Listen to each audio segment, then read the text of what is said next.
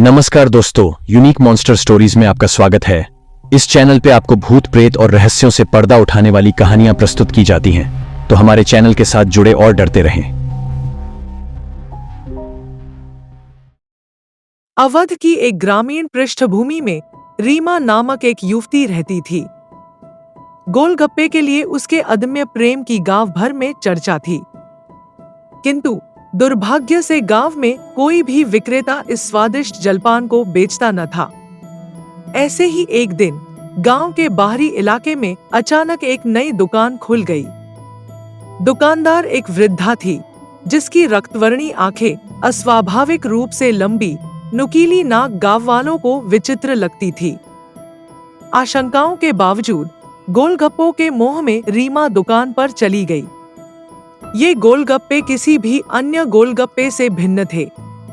उनके स्वाद में एक अलौकिक मिठास थी, जिसे रीमा कभी भुला न सकी।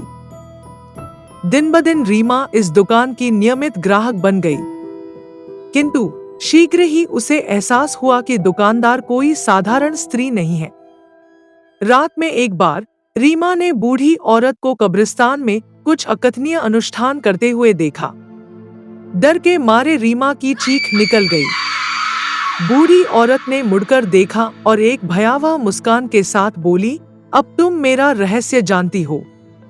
अगले दिन रीमा दुकान पर नहीं गई, लेकिन रात के सन्नाटे में उसे अपनी खिड़की से वही बूढ़ी औरत का चेहरा झांकता हुआ दिखाई दिया। उसकी आंखों में क्रोध का प्रचंड ज्वाला नृत्यमान था। भय से ग्रस्त रीमा बीमार पड़ गई। गांव के ओझा ने बताया कि उस पर किसी अभिचारिका का साया है। ग्रामीणों ने एकजुट होकर अभिचारिका को भगाने का निश्चय किया। उन्होंने उसकी दुकान को जलाकर राख कर दिया और गांव की सीमा से बाहर खदेड़ दिया। धीरे धीरे रीमा स्वस्थ होने लगी। हालांकि गांव में फिर कभी कोई गोलगप्पे बेचने वाला नहीं आया। रीमा ने भी इस स्वादिष्ट जलपान को त्याग दिया।